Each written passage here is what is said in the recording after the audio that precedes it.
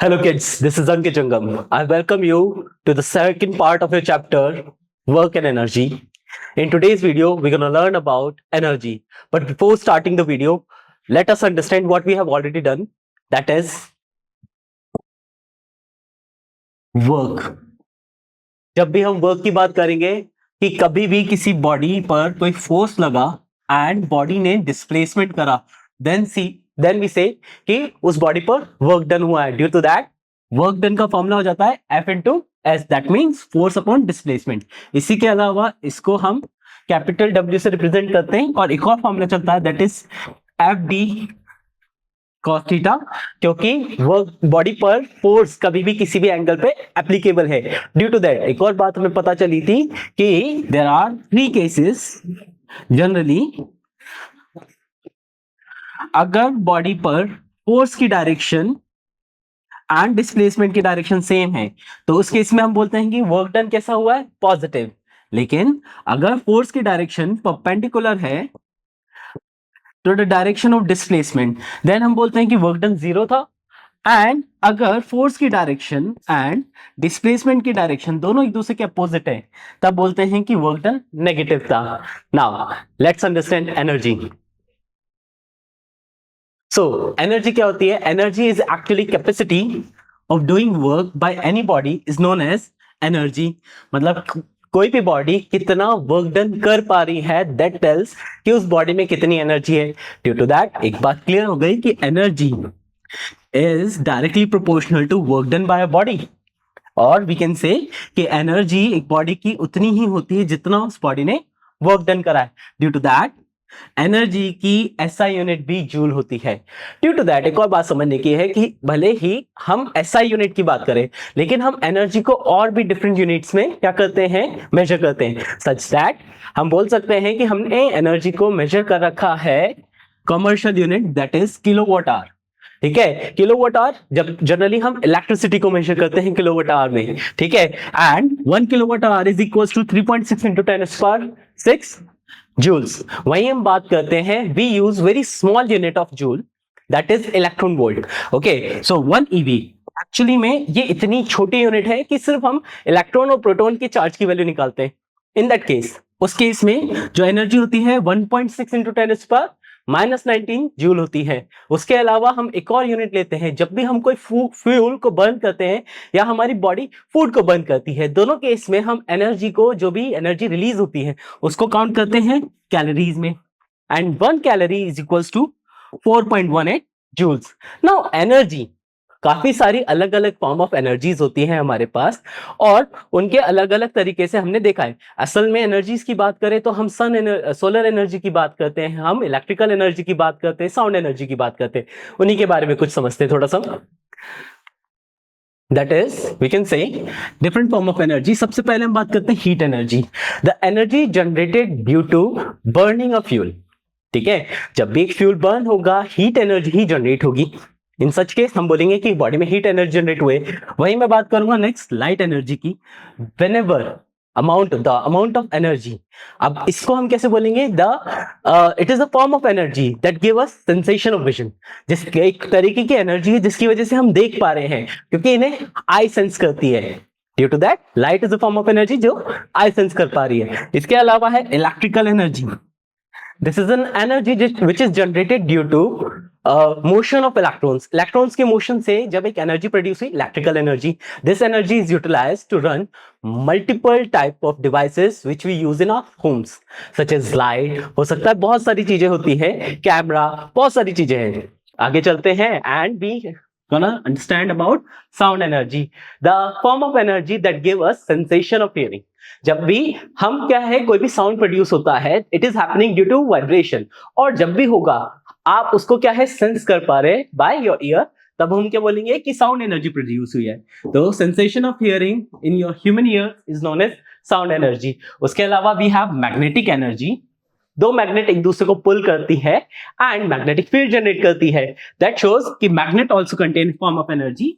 Lastly mechanical energy, the amount of energy possessed by a body and it contain in the form of potential and kinetic energy, जिसको हम आगे थोड़ा सा ज्यादा form में समझने वाले हैं। इन दोनों का समीशन को ही हम क्या बोलते हैं, मैकेनिकल एनर्जी बोलते हैं। आगे चलते हैं।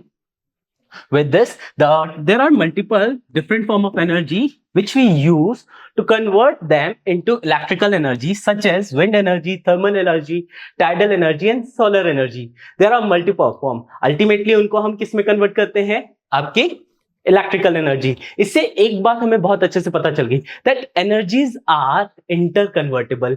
हम एक एनर्जी को दूसरे एनर्जी फॉर्म में हम कन्वर्ट कर सकते हैं। बड़ा इजी सी बात है। हम इलेक्ट्रिसिटी को यूज लेते हैं बल्ब्स को ऑन करने के लिए, ठीक है। उसके अलावा हम और भी चीजें करते हैं। हम इलेक्ट्रिसिटी को यूज लेते हैं फैन की ब्लेड्स को रन करने के लिए, मैकेनिकल एनर्जी में कन्वर्ट हो गया। हम स्पीकर्स को रन करने के लिए क्या करते हैं, इलेक्ट्रिसिटी को यूज लेते हैं, साउंड में कन्वर्ट हो गया, साउंड एनर्जी मिल गई। So energies are actually interconvertible. इसी बात को ध्यान रखते हुए will start the topic with kinetic energy, work energy theorem. Okay, now what is work energy theorem? As I already stated, जो भी एक बॉडी क्या करती है, जो भी नेटवर्क डन करती है बॉडी, वो किसके बराबर होता है, जितना भी उसका काइनेटिक एनर्जी में चेंज हुआ है। So what is kinetic energy, just हम पढ़ने ही वाले हैं क्या है, बट इसको समझ लेते हैं। सो काइनेटिक एनर्जी असल में होता क्या है? द वर्ड काइनेटिक मीन कि एक बॉडी जब मोशन में है, जब एक बॉडी क्या करती है, मूव करती है, अगर ये बॉडी मोशन में है, दैट मीन इस बॉडी ने क्या कंटेन कर रखा होगा, काइनेटिक एनर्जी कंटेन कर रखा होगा, ठीक है। अब नेट वर्क डन हुआ एक बॉडी पे, मान लीजिए ऑलरेडी मोशन में थी, उस पर वर्क डन हुआ, तो उन दोनों के काइनेटिक एनर्जी जो फाइनल में है और जो पहले थी, उन दोनों में जो भी डिफरेंस होगा वही वर्क डन होगा। अल्टीमेटली एक बॉडी ने कितनी एनर्जी कंटेन कर रखी होगी, वो अल्टीमेटली किसके बराबर होगी, उसके वर्क डन के बराबर होगी, ठीक है। आगे चलते हैं। And we have topic now kinetic energy. So the energy of a body due to its motion is called kinetic energy. एक बॉडी जब मोशन में है और उस टाइम उसकी बॉडी ने कितना एनर्जी कंटेन कर रखा है, वही काइनेटिक एनर्जी को बताती है। अब काइनेटिक एनर्जी को वैसे तो हम के ई से भी डिनोट करते हैं कई बार, है ना, और के ई से भी डिनोट करते हैं। काफी सारे अलग अलग तरीके के हमारे पास क्या डिनोशन है, ठीक है। अब आगे हम समझते हैं कि काइनेटिक एनर्जी को हम वर्क एनर्जी से, वर्क से कैसे रिलेट करते हैं। मान लेते हैं एक बॉडी है मास m की, और वो एक मोशन में आई है, और मोशन में उसने एक वेलोसिटी v गेन करी है, ठीक है। तो हम एक काम करते हैं, एक फॉर्मूला ही डिराइव कर लेते हैं इस कंडीशन को लेके। चलिए, ठीक है। एक बॉडी है मास m की, उस पर एक फोर्स लगा F, ड्यू टू दैट वो मोशन में आई है और उसने एक वेलोसिटी गेन कर ली v। इनिशियल वेलोसिटी अगर मैं बोलूंगा यहाँ पे तो 0 ही है, ठीक है। एंड जब बॉडी ने यहाँ पर वेलोसिटी गेन करी तो डेफिनेटली उसने क्या गेन करा होगा, एक्सेलरेशन भी गेन करा होगा। नाउ सबसे पहली बात, जो भी बॉडी ने फोर्स बॉडी पे लगा होगा वो किसके बराबर होगा, ma के बराबर होगा, ठीक है। इससे हमें याद रखना है। नाउ अब बॉडी मोशन में है, so from third equation of motion,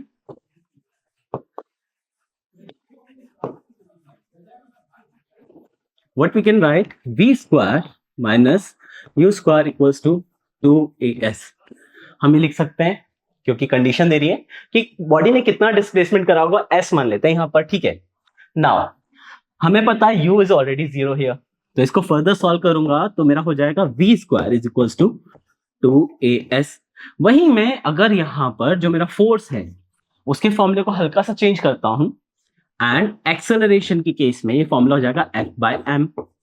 now इसकी वैल्यू को मैं अगर इस फॉर्मूले में रख देता हूं तो क्या आएगी value, that is v square equals to 2F by ms।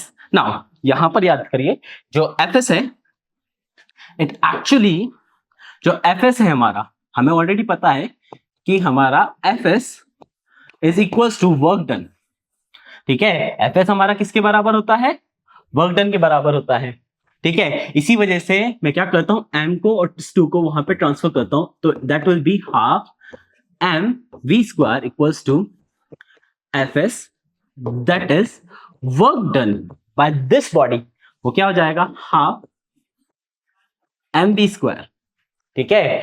And already बात हो चुका है कि वर्क डन डायरेक्टली किसके प्रोपोर्शनल होता है, एनर्जी के। सो इस केस में जो बॉडी ने एनर्जी कंटेन कर रखी होगी, that will be half mv square. चलिए आगे समझते हैं। ठीक है। सो वही तो करा है कि इन्होंने भी थर्ड इक्वेशन ऑफ मोशन ली, उन्हें ऑलरेडी पता है कि इनिशियल वेलोसिटी 0 है, तो formula become v square equals to 2s, acceleration की वैल्यू निकाली एंड फॉर्मूला निकाल दिया एफएस का, और एफएस ऑलरेडी किसके बराबर है, वर्क डन के बराबर, एंड काइनेटिक एनर्जी ऑलरेडी किसके बराबर है, वर्क डन के। तो काइनेटिक एनर्जी के लिए फॉर्मूला आ गया हाफ mv स्क्वायर। दस क्या बोलेंगे कि अगर एक बॉडी ने मास m कंटेन करा है और उसकी वेलोसिटी v है, now it's capacity of work done is equals to half mv square. ठीक है। अब v कैन बी चेंजेबल, तो हर पॉइंट पे जितनी v चेंज होगी उसके हिसाब से ही बॉडी की काइनेटिक एनर्जी भी चेंज होगी। चलिए आगे चलते हैं। That is kinetic energy of a body can never be positive और कैन नेवर बी नेगेटिव। ठीक है, इट ऑलवेज रिमेन पॉजिटिव, ये हमेशा पॉजिटिव रहने वाली है, क्योंकि अगर वेलोसिटी यहां पर जितनी बढ़ती जाएगी उतनी काइनेटिक एनर्जी बढ़ती जाएगी। अगर वेलोसिटी यहां पे रुक गई दैट मीन भी kinetic energy will be zero, मतलब बॉडी जब रेस्ट पे होगा अपने आप ही काइनेटिक एनर्जी उस केस में जीरो हो जाएगी। आगे बढ़ते हैं एंड पोटेंशियल एनर्जी पे बात करते हैं। Now the word potential mean he क्या होता है कि किसी पर्टिकुलर बॉडी के अंदर कितनी कैपेसिटी है किसी चीज को करने की। नाउ यहाँ पे पोटेंशियल अलग चीज से है। नाउ कि एनर्जी कितना पोजेस करती है body due to its position, shape और कॉन्फ़िगरेशन। ठीक है, यहां पर बॉडी कितना एनर्जी पोजेस करती है due to its position, shape and configuration is known as potential energy. For example यहां पर एक दे रखा है स्प्रिंग को।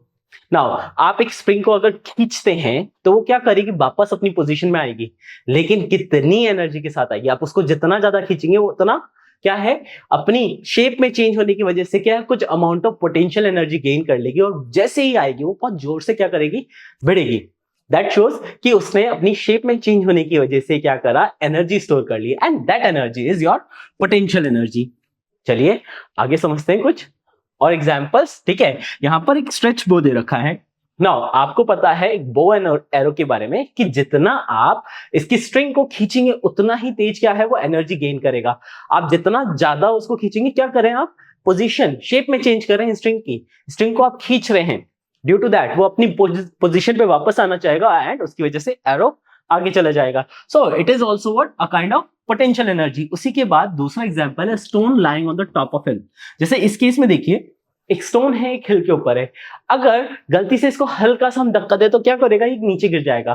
क्यों, क्योंकि इसकी पोजीशन की वजह से इसने क्या है, एक पोटेंशियल एनर्जी, इसमें कैपेसिटी है वर्क डन करने की, वो गेन कर ली है। नाउ अब यहां पर इसकी position on the basis of gravity है, क्योंकि ग्रेविटी के एस पर इसने कुछ ना कुछ मास कंटेन कर रखा है, एंड जैसे ही ग्रेविटी के फोर्स लगने की वजह से वो वेट होगा, जैसे ही इसको हल्का सा धक्का लगेगा ये क्या करेगा, नीचे गिरेगा एंड ये वर्क डन करेगा। सो इस बॉडी ने क्या, कौन सी पोटेंशियल एनर्जी गेन कर रखी है, ग्रेविटेशनल पोटेंशियल एनर्जी। चलिए आगे इसी में बात करेंगे हम कि पोटेंशियल एनर्जी को हम किस तरीके से एक्सप्रेस करें। Now the energy possessed by a body due to its position in the gravitational field is known as gravitational potential energy। सीधी सी बात है कि बॉडी ने कितनी हाइट पर अपनी पोजीशन में रख रखा है और उस पर हमेशा एक फोर्स एप्लीकेबल है ग्रेविटी का, ड्यू टू दैट उस बॉडी ने जितना भी पोटेंशियल रख रखा होगा वर्क डन करने का, जितनी भी कैपेसिटी उसकी वर्क डन करने की होगी, वही उसकी क्या होगी, gravitational potential energy. For example अगर मैं इस बॉडी को क्या करता हूं, एक हाइट ऊपर ले जाता हूं, ठीक है, तो बॉडी ने क्या करा, बॉडी का मास है, ठीक है, अब इस बॉडी पे कॉन्स्टेंटली क्या है, एक फोर्स लगा, that will be its weight. Due to that इसकी बॉडी का एक बात तो पता चल गया कि इस बॉडी पर एक फोर्स ऑफ कंटिन्यूसली लगेगा, दैट इज mg, राइट। ठीक है, नाउ इसी को आगे समझते हैं कि हमारे पास फॉर्मूला है वर्क डन का, that is h cos theta. यहां पर h height of the body है, ठीक है, वो नीचे आएगा, एंड एज यहां पे वेट एंड बॉडी का मोशन दोनों की डायरेक्शन क्या है, सेम है।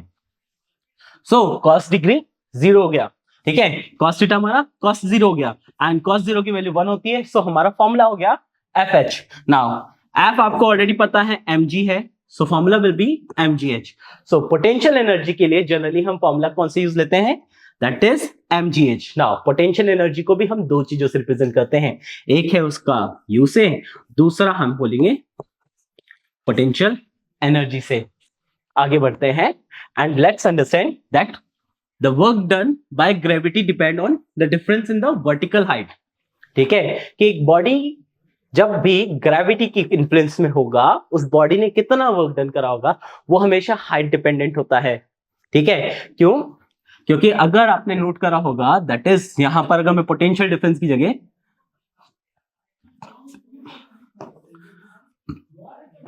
जो वर्क डन का फॉर्मूला हो गया, इस केस में वो हो जाएगा mgh। ठीक है, क्योंकि energy is directly proportional to work done, तो यहां पर हो गया mgh।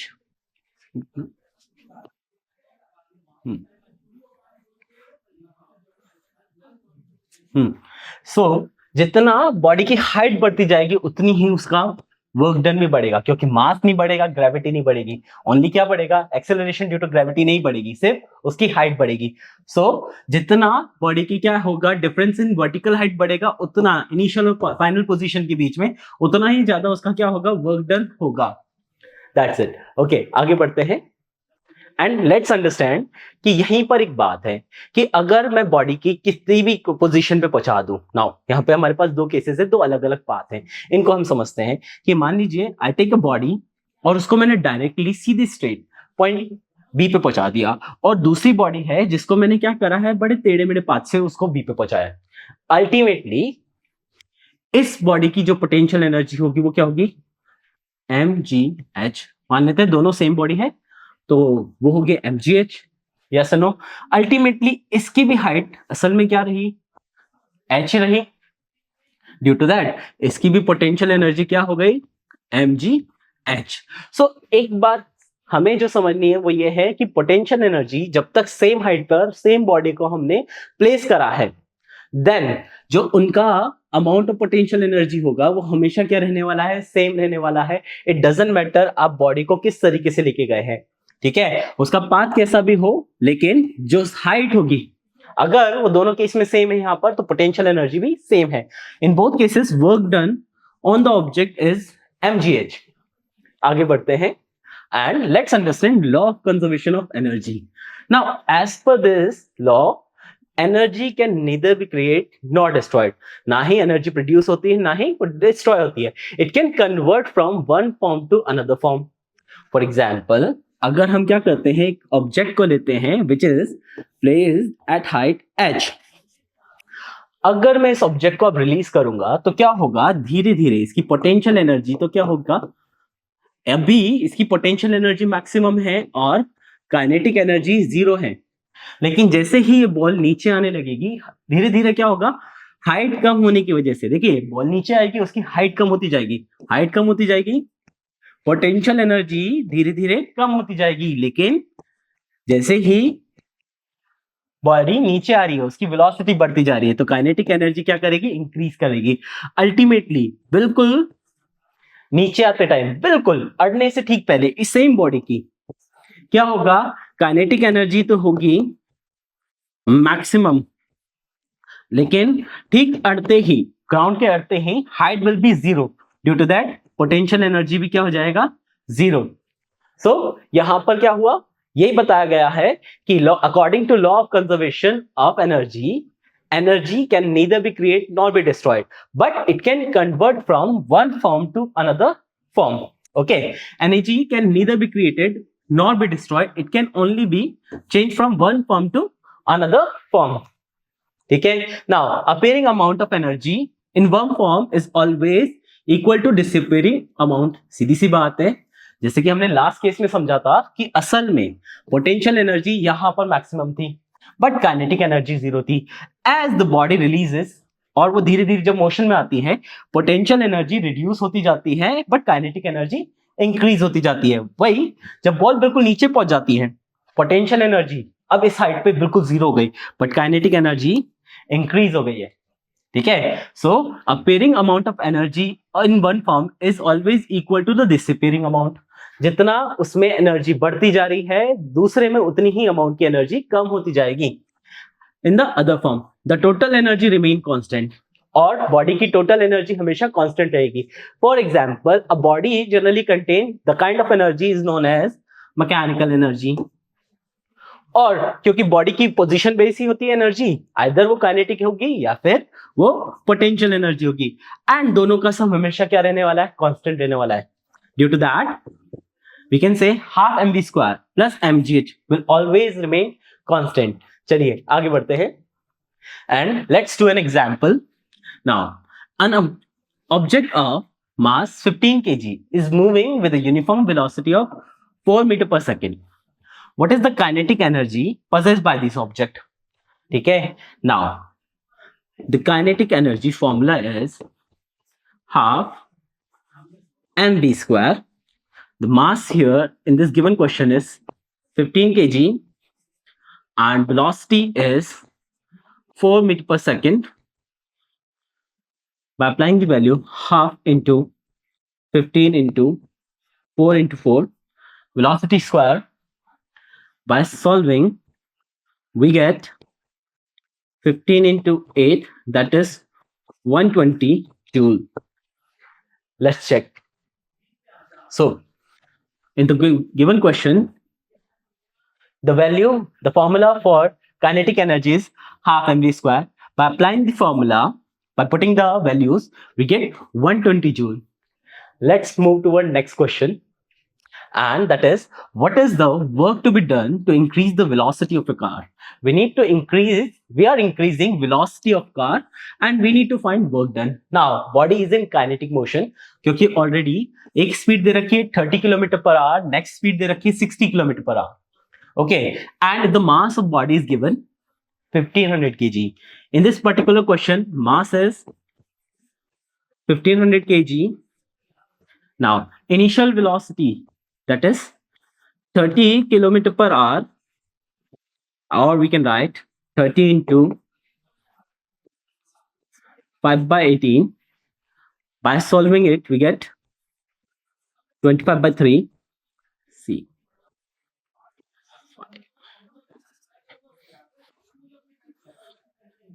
Now V, that is 60 km per hour. Definitely 30 का double 60 है. Here it will also be double. 60 into 5 by 18, 3, 10 will get 50 by 3 meter per second. Now, so हम पहले समझते हैं कि बॉडी की इनिशियल काइनेटिक एनर्जी क्या रही. सो KEI बोल देते हैं हम इस केस में, या EI भी लिख सकते हैं. That will be half mu square. Now हमारे पास था हाफ, मास था 1500 into U will be 25 by 3 into 25 by 3 will get like a 500, 250. So the value will be, multiplying 250, 25 into 25, we get 15625 upon 3 joules. Okay, now let's get kinetic energy, final kinetic energy of the body. KF, it will be half mv square. By applying the formula half into 1500 into 50 upon 3 into 50 upon 3. We have already done this. 250 will be remaining here after cutting this all. Now, after multiplying, we get 5 into 5. That will be 25 again. So, it will be 625 000. As you can see, 000. And 25 into 25 is 625 by 3 joules. Now, what we need to find, work done till here will be kinetic energy final minus kinetic energy initial. Due to that, by applying the values which we have already find, that is 625,123.3 will give you minus 15625 By solving this, we get 5 156,250 upon 4 by 3 minus 1 by 3. By further solving, we'll get 156,250. That will be 3 by 3. After solving this, we'll get 156,250 joule. So the work done in this case will be 156,250 joule. Now let's check the answer. Okay, now सबसे पहले क्या करा, इन्होंने initial velocity निकाली, that was 25/3.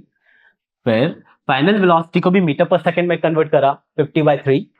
Further इन्होंने initial kinetic energy निकाली, that is half mu square, and value आई 156,250/3 joules. Final value निकाली, दैट वाज 62,500/3, एंड उसको फाइनली सॉल्व करा. Due to that the value will come 156,250 joules. Let's move to our next question. That is, find the energy possessed by an object of mass 10 kg when it is of height 6 meter above the ground, and the value of G is given is 9.8. हमें क्या पता करनी है? Energy possessed. That means we need to find the potential energy contained by the body. Now, for potential energy, U can be equals to mgh. Okay, simply by putting the value as mass is here 10 kg, we have height that is 6 and G is given here. Let's apply the value 10 into 9.8 into 6, that will be 98 into 6. By multiplying 98 by 6 we get 588 joules. So the energy, potential energy contained by this body will be 588 joule. Let's see.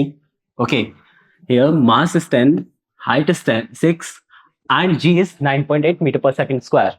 By solving or simply multiplying them all, we get 588 joule. So the potential energy contained by the body will be 588 joules. Okay, let's move to our next question. That is, an object of mass 12 kg is at certain height above the ground. If the potential energy of object is 480 joules, now find the height. We need to find height now, and the value of G is given is 10 meter per second square. In this question, mass given 12 kg, already given potential energy that is 480 joule, and the value of G is 10 meter per second square. What we need to find is H. Now, we already know that potential energy is equals to mgh. Now, to find value, it will be U on mg. By applying the value, that is 480 into 12 into 10, by dividing 12 not 12.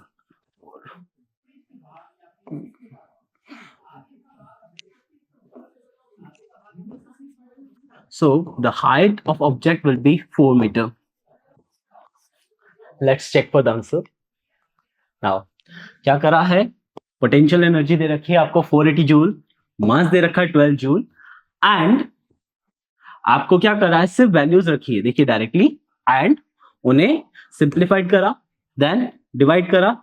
The answer will be 4 meter. So in such case, body will be placed at 4 meter. Let's move ahead. So what we have studied in this chapter, we studied about energy, that it is the capacity of doing work. कोई भी body कितनी energy, कितना work कर पाती है, that cell energy. एक और बात हमें पता चली, that work done is directly proportional to energy. दोनों एक दूसरे के बराबर होते हैं, इक्वल होते हैं, even they share same SI unit, joules. Okay, now kinetic energy, that a body which is in motion, और मोशन के टाइम पर उस बॉडी ने कितनी एनर्जी कंटेन कर रखी है, दैट इज काइनेटिक एनर्जी. वहीं अगर एक बॉडी की फिक्स पोजीशन है, ठीक है, वो किसकी फिक्स शेप है या उसका फिक्स कॉन्फ़िगरेशन है या किसी पर्टिकुलर हाइट पे रखा गया है, तब बॉडी में कितनी एनर्जी कंटेन होती है, that's that is your potential energy. यहाँ पे वीडियो खत्म नहीं हुआ, let's talk about some assessments. Okay, here's the first question. A ball is thrown vertically in air, as it rises there is an increase in its. Now, अब एक ball को जब ऊपर फेंका जाएगा, कुछ इंक्रीज हो ना हो, इसकी हाइट इंक्रीज हुई है, एंड पोटेंशियल एनर्जी का फॉर्मूला होता है mgh, जहां पर mg चेंज नहीं होंगे, बट हाइट इंक्रीज होगी तो पोटेंशियल एनर्जी भी अपने आप ही क्या होगी, इंक्रीज होगी। Due to that B will be the correct answer here. ठीक है, काइनेटिक एनर्जी रुक जाएगी क्योंकि बॉल एक टाइम के बाद रुक जानी है। एक्सेलरेशन ऊपर की डायरेक्शन में तो कम होगा, लेकिन जी ग्रेविटेशनल फोर्स की डायरेक्शन में सेम है, तो चेंज नहीं होगा। हमारा option B is the correct answer. Let's move toward next question, that is the sum of kinetic and potential energies of an object is called mechanical energy. ठीक है, चलिए, hopefully you like the part of this part of the video. Till then, thank you.